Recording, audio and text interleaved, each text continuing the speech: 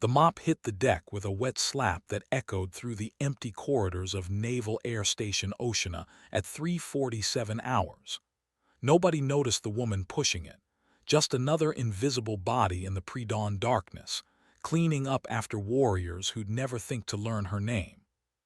But if they'd looked closer, really looked, they might have seen the way her eyes tracked every aircraft through the hangar windows, the precise military bearing hidden beneath the custodial uniform, or the faded tattoo on her forearm that read "Death from Above" in letters worn smooth by years of trying to forget. Commander Jake Sledgehammer Morrison strode through those same corridors 6 hours later, his polished boots clicking against floors that gleamed like mirrors. He was the kind of officer who believed respect came with rank, not experience, and he'd built his reputation on breaking subordinates who didn't fit his narrow definition of military excellence. The woman with the mop cart had moved to the communications center now, quietly emptying trash bins while morning briefings commenced around her. Morrison barely glanced her way as he barked orders about the day's training operations, a routine SEAL insertion exercise that would test his team's ability to coordinate with air support over hostile terrain. What none of them knew, not Morrison, not his cocky SEAL team, not even the base commander, was that the quiet woman methodically cleaning their workspace had once held the stick of an A-64 Apache helicopter through 3 combat deployments, had pulled wounded Marines out of kill zones in Helmand Province, and had been the only pilot in her squadron to successfully extract a surrounded platoon during the battle that earned her the Distinguished Flying Cross. They didn't know because she'd never told them, because sometimes survival meant becoming invisible, because sometimes the only way to keep breathing was to let the world believe you were exactly what they saw, nothing more than hired help. But the radio was crackling now with urgent chatter from offshore, and something in the tension of the voices made her freeze mid-motion, industrial vacuum cleaner humming forgotten in her grip. 20 miles out over the Atlantic, a training exercise was about to become something else entirely. The weather was turning nasty, visibility dropping to near zero, and the young pilots coordinating the SEAL insertion were about to discover that all their simulator time meant nothing when real lives hung in the balance. She recognized the fear in their voices because she'd heard it in her own years ago, before she'd learned that sometimes you had to fly through hell to bring your people home. The woman they called Mags set down her vacuum cleaner and moved closer to the radio console. Commander Morrison was about to learn what happened when you underestimated the janitor who'd been listening to everything, remembering everything, and waiting for the moment when silence would no longer be an option. The first emergency call crackled through at 9:52 hours, cutting through the routine hum of base operations like a blade through silk. Mayday, Mayday. This is Pelican 77 requesting immediate assistance. We have lost primary navigation systems and visibility is 0.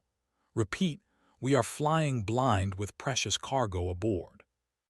The voice belonged to Lieutenant Bobby Rookie Patterson, 23 years old with 97 flight hours under his belt, and a tremor in his voice that told everyone listening he was in over his head.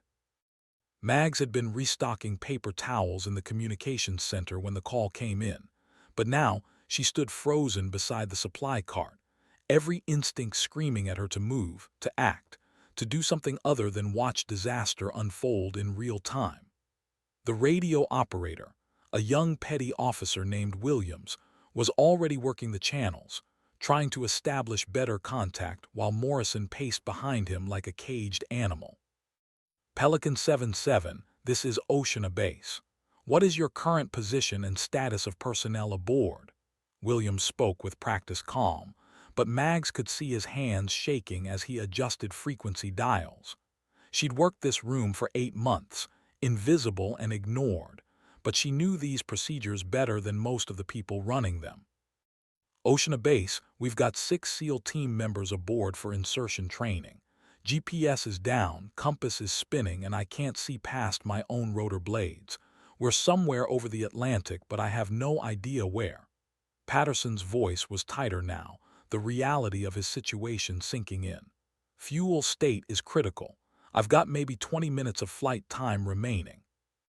Morrison grabbed the microphone from Williams' hands. Pelican 77, this is Commander Morrison. What's your last known position? His voice carried the authority of rank but none of the reassurance that Patterson needed to hear. This was Morrison's exercise, his operation, his seals hanging in the balance above a storm-tossed ocean. Sir, last known was approximately 15 nautical miles southeast of Virginia Beach, but that was before we lost navigation. I've been flying on dead reckoning for, hell, I don't even know how long. The admission hung in the air like a confession of failure. Mags felt her chest tighten as she listened to the exchange.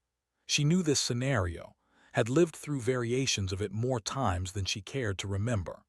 The kid was lost, scared, and running out of fuel with 6 lives depending on his ability to find his way home through weather that would challenge even veteran pilots. But what made her blood run cold wasn't Patterson's predicament. It was Morrison's response. Pelican 77, maintain current heading and try to get below the cloud deck for visual reference. We're scrambling search and rescue assets to your last known position. Standard protocol, textbook response, and absolutely the wrong advice for a pilot who'd already admitted he didn't know where he was. Mags bit her lip hard enough to taste copper and forced herself to remain still, remain invisible, remain the janitor that nobody noticed. But inside her head, warning bells were screaming, because she knew exactly what Morrison didn't. In weather like this, telling a lost pilot to descend was like handing him a death sentence. The second emergency call came 7 minutes later, and this time there was no mistaking the panic threading through Patterson's transmission. Oceana Base, Pelican 77 is in serious trouble. I descended looking for visual reference and nearly hit a goddamn oil platform. I'm back up in the soup, but I'm burning fuel like crazy and my instruments are giving me conflicting readings. Morrison's jaw was working overtime as he processed the implications. His textbook solution had nearly killed 8 people, and now he was facing the kind of command decision that separated real leaders from those who simply wore the rank. Around the communications center, other personnel had begun gathering. Operations officers, maintenance chiefs, even the base executive officer had materialized at Morrison's shoulder, drawn by the gravity of unfolding crisis. Pelican 77, climb to 5,000 feet and maintain heading. We have Coast Guard assets moving to your area. Morrison's voice carried less certainty now, the first cracks appearing in his command presence. But Mags could see what he couldn't. The weather displays showing the storm system intensifying, the fuel calculations that didn't add up, the simple truth that they were running out of time and options. Williams was coordinating with Norfolk Approach Control now, trying to vector other aircraft toward Patterson's approximate location, while simultaneously clearing airspace for emergency operations. The radio chatter was becoming a symphony of controlled chaos. Coast Guard helicopters launching from Elizabeth City, Navy search planes spinning up at Norfolk, air traffic controllers rerouting commercial traffic away from the search area.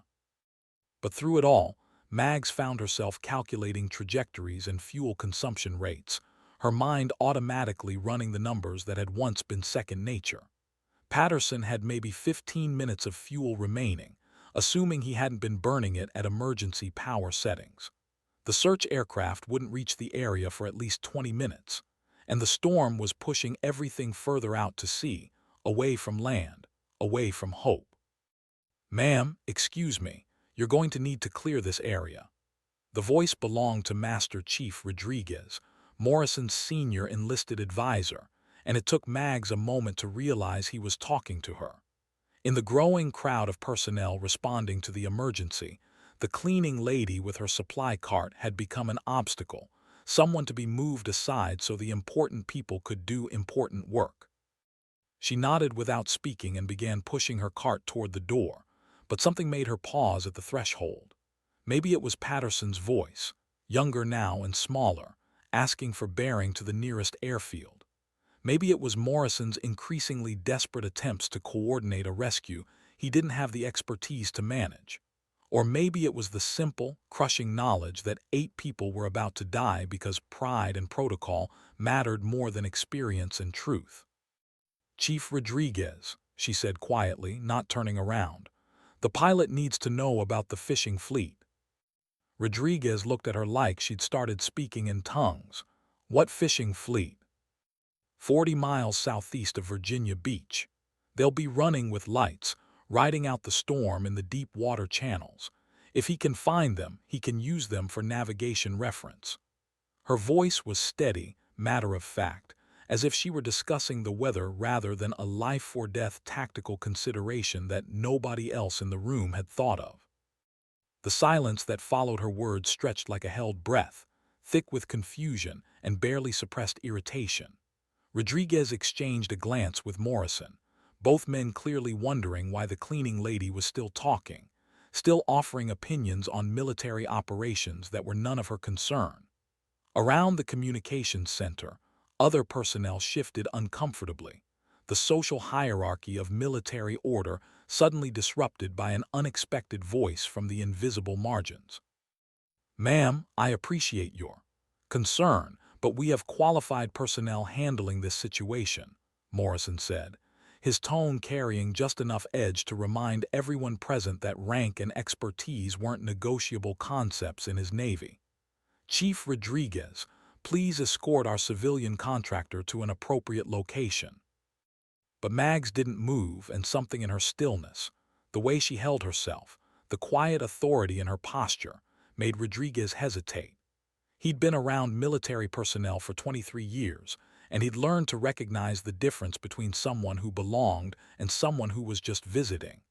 This woman might be pushing a mop cart, but she stood like someone who'd worn wings, someone who'd made life-and-death decisions from the cockpit of a war machine. "The commercial fishing vessels out of Wanchese run night operations during storm season," she continued, her voice cutting through the radio static and urgent conversations around them. "They'll be anchored in the deep channels, 40 to 60 miles out, riding out the weather. If Pelican 77 can spot their lights, he can triangulate his position and navigate home using visual reference points." Williams looked up from his radio console, interest flickering in his eyes despite the growing tension in the room. "That actually makes sense. Commercial vessels would be required to maintain navigation lights even in heavy weather." "Negative," Morrison snapped, his patience finally exhausted. "We're not going to risk 8 lives on fishing boat folklore from someone who cleans toilets for a living. Pelican 77 will follow established search and rescue protocols until Coast Guard assets arrive on scene." The words hung in the air like a slap, and Mags felt something cold and familiar settle in her stomach. She'd heard variations of this dismissal before, from commanding officers who couldn't believe a woman could fly combat missions, from fellow pilots who assumed her decorations were tokens rather than earned honors, from military bureaucrats who'd found it easier to bury her service record than acknowledge that their preconceptions might be wrong. But this time was different. This time, 8 lives hung in the balance, and pride was about to trump common sense in a way that would leave families shattered, and a young pilot carrying guilt that would follow him for the rest of his days, if he survived long enough to carry anything at all. "Commander Morrison," she said quietly, "with respect, those aren't fishing boat folklore. Those are tactical navigation techniques that I used to extract wounded personnel from hot landing zones in Afghanistan. I know they work because I've used them to save lives." The admission dropped into the room like a live grenade, and suddenly everyone was looking at her with different eyes. Rodriguez took a step closer, his expression shifting from annoyed dismissal to sharp attention. Morrison's face had gone very still, the kind of stillness that preceded either respect or fury, and Mags couldn't tell which way the scales were tipping. Patterson's voice crackled through the radio again, smaller now and edged, with the kind of desperation that made experienced military personnel look away from each other's eyes. "Oceana Base, fuel state is critical. I've got maybe 10 minutes before I have to seriously consider auto-rotation procedures. Please advise. The word auto-rotation hit the communications center like a physical blow. Every pilot in the room knew what it meant. A controlled crash, essentially, the last resort when engines fail and hope runs out. In perfect weather, with visual references and a prepared landing zone, a skilled pilot might walk away from an auto-rotation. In zero visibility over storm-tossed ocean waters, it was a death sentence wrapped in technical terminology. Morrison stared at the radio as if it had personally betrayed him, his command authority crumbling under the weight of a situation that was spinning beyond his control. Around the room, the gathered personnel had gone quiet, each of them running their own mental calculations and arriving at the same grim conclusion. The search and rescue assets wouldn't arrive in time. The weather wasn't improving, and somewhere out there, 8 American servicemen were running out of sky. "Ma'am," Rodriguez said quietly, his voice stripped of the dismissive tone he'd used earlier.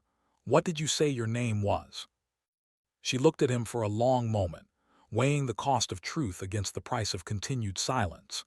8 months of mopping floors and emptying trash cans, 8 months of being invisible and ignored, 8 months of letting people see exactly what they expected to see. But Patterson's frightened voice was still echoing in her ears, and she could picture his face. Young, scared, trying to be brave for the men whose lives depended on his ability to fly them home. "Warrant Officer Magnolia Maggs Delacroix," she said. "Former 1st Cavalry Division, 160th Special Operations Aviation Regiment. Call sign Ghost Rider. 3 combat deployments, 247 combat flight hours, Distinguished Flying Cross with Valor device." She paused, letting the credentials sink in. "And I know where your pilot is." The silence that followed was different from before, not confused or irritated, but charged with the kind of electric tension that comes when everything you thought you knew suddenly turns upside down. Morrison's face had gone pale, and Rodriguez was staring at her like she just materialized out of thin air. "The 160th, Williams whispered. "Night Stalkers." She nodded once, crisply, and suddenly her bearing made perfect sense. The way she'd moved through the base for 8 months, observing everything, noting details that others missed, maintaining the kind of situational awareness that kept people alive in combat zones. She hadn't been hiding from her past. She'd been using skills learned in the world's most elite helicopter unit to understand every aspect of the operation around her. "Chief Rodriguez," Morrison said, his voice carefully controlled, "please ask Warrant Officer Delacroix what she needs to help us bring our people home." The words "warrant officer" instead of "ma'am" or "cleaning lady" carried weight that everyone in the room understood. Morrison was acknowledging not just her rank, but her expertise, her right to be heard in a crisis that had moved beyond textbook solutions and into the realm where experience trumped protocol. Mag stepped away from her supply cart and moved toward the communications console, her movements suddenly sharp and purposeful. "I need current weather data, commercial vessel tracking information for the offshore fishing fleet, and 5 minutes on that radio." The transformation was immediate and startling.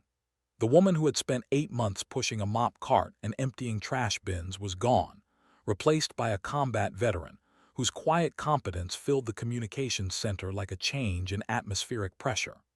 Maggs moved to the radio console with the fluid efficiency of someone who had spent years making split-second decisions in life-or-death situations, and Williams found himself instinctively making room for her expertise. "Pelican 77, this is Oceana Base. I need you to give me everything you can remember about your flight path after losing navigation." Her voice carried a calm authority that was markedly different from Morrison's earlier communications, not the bark of command, but the steady reassurance of someone who had guided frightened pilots through similar crises before. "Oceana Base, this is Patterson. Who is this? You sound different from earlier transmissions." There was confusion in the young pilot's voice, but also hope.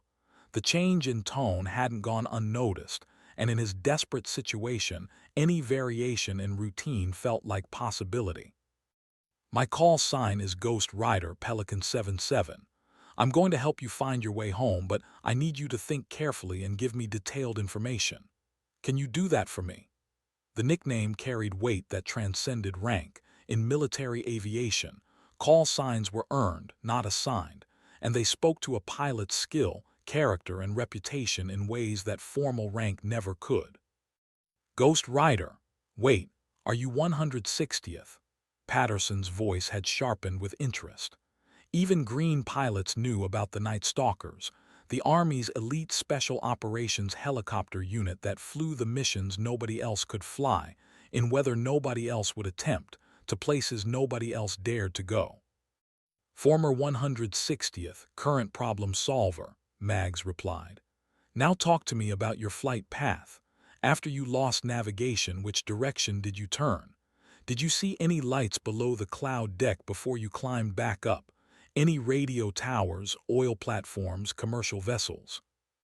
Rodriguez was already pulling up weather data on a secondary console, his fingers flying over keys as he accessed national, Weather Service marine forecasts, and Coast Guard vessel tracking systems. The base operations officer had materialized at Mag's shoulder with current charts, spreading them across the table beside the radio equipment. The earlier resistance to her involvement had evaporated, replaced by the kind of focused cooperation that emerged when military professionals recognized genuine expertise in action. I think I turned east after losing GPS lock, maybe northeast, Patterson replied, his voice growing steadier as he focused on the technical details rather than his fear.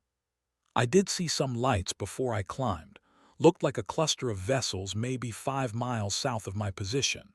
They were riding heavy in the water, like they were anchored or moving very slowly. Mags exchanged a quick glance with Rodriguez, who was nodding as he cross-referenced commercial fishing vessel positions with Patterson's estimated location. That's them, he confirmed. Wanchi's fleet, riding out the storm in the 40-mile grounds. We've got 6 vessels showing on maritime tracking, anchored in a rough line running northwest to southeast. Pelican 77, I need you to descend to 800 feet and turn south. You're going to look for those vessel lights again, and when you find them, you're going to use them as navigation markers to guide you home. Mag's voice carried absolute confidence, the kind of certainty that came from having successfully executed similar rescues under equally challenging conditions. Morrison stood behind her, no longer packing but watching intently as she worked. The earlier antagonism had been replaced by something approaching awe as he witnessed tactical aviation expertise that far exceeded his own capabilities. Patterson's helicopter descended through the storm like a prayer wrapped in aluminum and hope, rotors beating against wind that seemed determined to tear him from the sky. At 800 feet, the ocean's surface appeared and disappeared through breaks in the scudding clouds, black water topped with foam that looked like scattered bones in the darkness. Somewhere below, 6 SEAL team members sat in the passenger compartment, silent professionals who understood that their survival depended entirely on their pilot's ability to navigate home through conditions that would challenge far more experienced aviators. I see them, Patterson's voice crackled through the radio, and for the first time in an hour there was something other than fear in his transmission. I've got lights bearing south-southwest. Looks like they're strung out in a line just like you said. 4. No, 5 vessels visible from my position. In the communications center, Mags felt a familiar calm settle over her as the tactical situation crystallized into something manageable. She'd been here before. Not exactly here, but in similar moments when geography and weather and fuel limitations created a puzzle that could only be solved through experience, intuition, and absolute precision in execution. Around her, the gathered personnel had gone quiet, understanding that they were witnessing something special, a master practitioner demonstrating skills that couldn't be taught in any classroom or simulator. Outstanding, Pelican 77. Now I need you to establish a reference line using those vessels and turn to heading 270 degrees. That will put you on a direct course for Virginia Beach, with the fishing fleet as your navigation baseline. She paused, checking fuel calculations against distance estimates. What's your current fuel state? Ghost Rider, I've got maybe 6 minutes of fuel remaining at current consumption rate. My passengers are starting to ask questions I don't have good answers for. Patterson's admission carried the weight of command responsibility that every military pilot understood, the knowledge that other people's lives depended on decisions made in the cockpit, and that failure meant more than just personal consequences. Rodriguez was working multiple radio channels now, coordinating with Norfolk Approach Control to clear airspace and prepare emergency services. The Coast Guard helicopters were still inbound but wouldn't arrive in time, and everyone in the room knew that this rescue would succeed or fail, based entirely on Mag's ability to guide Patterson home through the storm, using nothing more than voice communications and hard-earned expertise. Pelican 77, you're going to make it home, Mag said, her voice carrying absolute conviction. I've guided pilots through worse weather with less fuel. Trust your instruments, trust your training, and trust me. Can you do that? Ghost Rider, if you can get me home, I'll buy you whatever you want to drink for the rest of your natural life. Patterson's response drew quiet chuckles from around the communications center, the kind of nervous laughter that comes when people realize they're witnessing something that will become a story told for years to come. I'll settle for a clean landing and 8 healthy people walking away from your aircraft, Mags replied. Now give me a position update on those fishing vessels and let's bring you home. Morrison watched the exchange with growing respect, beginning to understand that he was seeing tactical aviation at its finest. Not the textbook procedures he'd learned in staff college, but the kind of improvised, experience-based problem-solving that separated competent pilots from truly exceptional ones. The woman he'd dismissed as a janitor was demonstrating skills that most career aviators never developed, and she was doing it with a calm professionalism that made the impossible seem routine. Fishing vessels are now bearing due south, approximately 2 miles from my position, Patterson reported, his voice steadier now as the tactical situation became clearer. I can see Virginia Beach Lighthouse strobing in the distance, maybe 15 miles northeast of my current position. Ghost Rider, I think I know where I am now. The relief in the communications center was palpable but carefully controlled. Experienced military personnel knew that successful navigation was only half the battle, and fuel starvation could kill a helicopter just as effectively as getting lost. Mags kept her attention focused on the radio console, her mental calculations running continuously as she tracked Patterson's progress toward home. 6 minutes of fuel could stretch to 8 or 9 if managed properly, but only if the pilot maintained perfect efficiency and caught every break the weather might offer. Excellent work, Pelican 77. Now I need you to climb to 1,000 feet and turn to heading 045 degrees. That will put you on final approach to Oceana with a slight tailwind component. And Patterson, her use of his name rather than his call sign carried personal weight that everyone in the room recognized. This is where your training takes over. Fly the aircraft like you know how to fly it. Williams was coordinating landing clearances now, directing crash and rescue equipment to the approach end of runway 5, while simultaneously clearing all other air traffic from Oceana's airspace. The base had shifted into emergency mode, with fire trucks and ambulances positioning themselves for immediate response. But everyone understood that the most critical work was happening in the sky, where a young pilot was learning to trust his instincts and his aircraft in conditions that tested both. Ghost Rider, I've got Oceana in sight, and I'm established on final approach, Patterson transmitted, his voice now carrying the focused concentration of a pilot who had found his confidence. Fuel state is critical but manageable. I owe you one hell of a debt. No debt, Pelican 77. Just part of the job.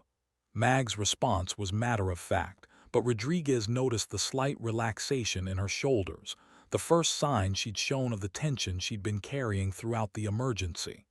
Execute your landing checklist and bring your people home safe. Morrison found himself studying the woman he'd dismissed less than an hour earlier, trying to reconcile the competent professional he was seeing now with the invisible janitor who had moved through his base for 8 months without attracting any attention. The tactical knowledge she displayed, the calm authority in her voice, the intuitive understanding of complex aviation problems. These weren't skills that someone learned in basic military training or picked up through casual observation. "Chief Rodriguez," he said quietly, "I want Warrant Officer Delacroix's complete service record on my desk within the hour. Everything, deployments, decorations, flight hours, the works." Rodriguez nodded, already pulling up personnel databases on his console. But his attention was divided between administrative tasks and the radio traffic as Patterson's helicopter appeared as a distant speck against the storm-dark sky, navigation lights strobing as he approached the runway threshold. Around the communications center, personnel had gathered at windows to watch the final phase of a rescue that had seemed impossible just minutes earlier. "Oceana Tower, Pelican 77 is on final approach, declaring minimum fuel emergency," Patterson transmitted, his voice tight with concentration as he managed the complex task of landing a heavy helicopter in gusting crosswinds while running on fumes.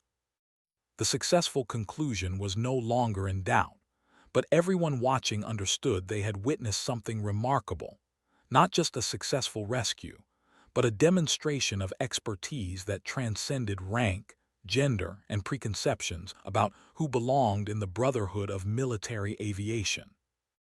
The US-60 Black Hawk touched down on Oceana's runway with the gentle precision of a master craftsman's final brushstroke, rotors spinning down as Patterson executed a textbook landing despite fuel gauges that were reading 0 across all tanks. Emergency vehicles surrounded the aircraft immediately, but it was clear that their services wouldn't be needed. 8 men climbed out of the helicopter under their own power, 6 SEALs and 2 aircrew members who had just experienced the kind of rescue that would become legend in military aviation circles.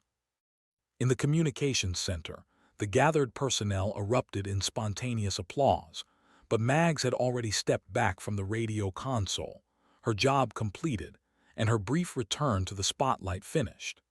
She moved toward her abandoned supply cart with the same quiet efficiency she displayed during the crisis, prepared to resume the invisible existence that had defined her life at Oceana for the past 8 months. "Warrant Officer Delacroix," Morrison's voice stopped her at the door, formal but no longer dismissive. "A moment of your time, please." She turned to face him, and for the first time since the emergency began, he saw something in her eyes that looked like vulnerability, as if the professional competence she displayed had been armor against a world that had already decided she didn't belong in it. The transformation from invisible janitor to combat veteran and back again had been startling to witness, but Morrison was beginning to understand that both versions were equally real, equally true. "Sir?" Her response was crisp, military, the voice of someone who had learned to navigate complex hierarchies and competing loyalties throughout a career that had clearly been more distinguished than anyone at Oceana had realized. "Your service record indicates 3 combat deployments with the 160th Special Operations Aviation Regiment, 247 combat flight hours, and a Distinguished Flying Cross with Valor device," Rodriguez said, reading from his console display. "It also shows an administrative separation from active duty in 2019, followed by employment with base services as a civilian contractor." The words hung in the air like an unfinished equation, full of implications and unasked questions. Distinguished Flying Cross recipients didn't typically end up pushing mop carts unless something had gone seriously wrong along the way, and Morrison found himself wondering about the story behind the statistics. The human cost of whatever had brought a decorated combat veteran to his base in the capacity of invisible support staff. The record also shows, Rodriguez continued quietly, that you were the pilot who extracted 3rd Platoon, Bravo Company from that ambush in the Coringal Valley in 2017. The action that saved 14 Marines when everyone else said the landing zone was too hot for extraction. Mags nodded once, acknowledging the reference without elaboration. Around the communications center, the atmosphere had shifted again as personnel began to understand that they were in the presence of someone whose reputation exceeded anything they'd imagined. The Coringal Valley extraction was the stuff of military legend, a night rescue through intense enemy fire that had required the kind of flying skills and raw courage that defined the very best combat pilots. That was a long time ago, she said finally. Different life, different person.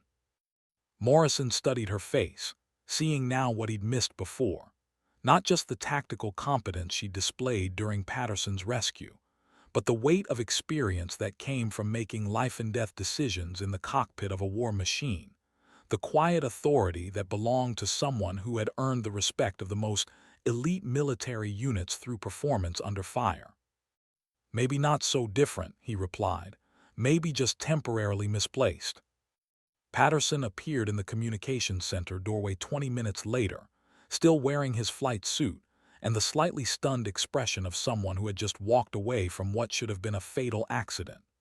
Behind him stood Master Chief Petty Officer Marcus "Tank" Williams, not the radio operator Williams, but the senior SEAL who had been leading the training exercise that had nearly ended in tragedy. Tank was built like his nickname suggested, 6 feet 4 inches of muscle and scar tissue, with the kind of weathered face that spoke to decades of hard service in dangerous places. "I'm looking for Ghost Rider," Patterson said, his eyes scanning the room until they found Mag standing beside her supply cart.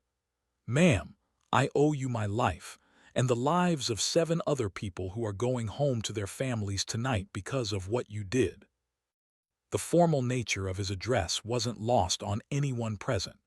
Military aviators understood the weight of life debt, the bond that formed between aircrew members who had shared survival against overwhelming odds. What Patterson was offering went beyond simple gratitude.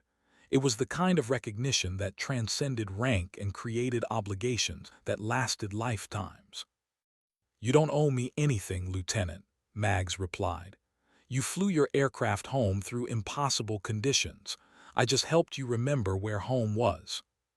Tank stepped forward, and when he spoke, his voice carried the gravelly authority of someone who had spent 25 years in the SEAL teams, most of it in places that didn't officially exist on any maps. "Ma'am, with respect, that's not how my boys see it.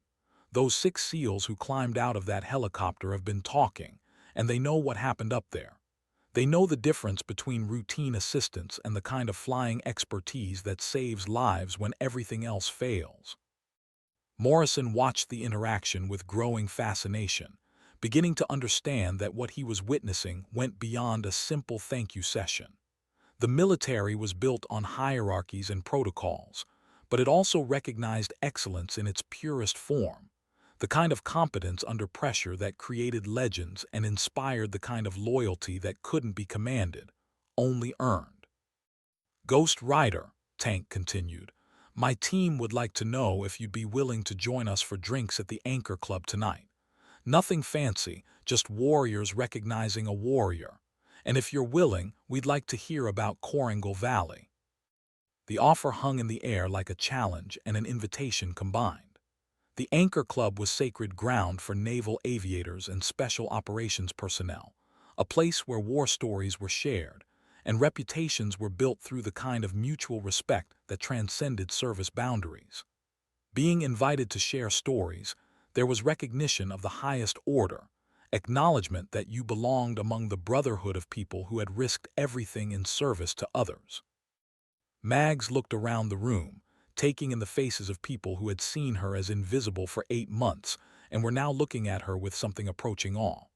The transformation was complete, not just in how they saw her, but in how she was allowing herself to be seen. For the first time since taking the custodial job at Oceana, she stood fully upright, shoulders back, bearing military in every line of her posture. "Master Chief," she said finally, "I'd be honored to share a drink with your team. And Patterson," she turned to the young pilot who was still looking at her like she'd personally reached down from heaven to guide him home. "Next time you're flying in weather like that, trust your instruments and trust your training. You've got good instincts. Don't let fear override them." The advice was simple, professional, the kind of wisdom that experienced pilots pass to younger ones. But everyone in the room understood that it carried weight beyond its surface meaning, the hard-earned knowledge of someone who had survived by making the right decisions when failure meant death. The service record that appeared on Morrison's desk an hour later read like a citation for heroism compressed into bureaucratic language, each line representing achievements that most military personnel could only dream of attaining. Magnolia Delacroix had enlisted in the Army at 18, completed flight training at the top of her class, and been selected for the 160th Special Operations Aviation Regiment, a unit so elite that most pilots never even got the opportunity to try out, let alone succeed.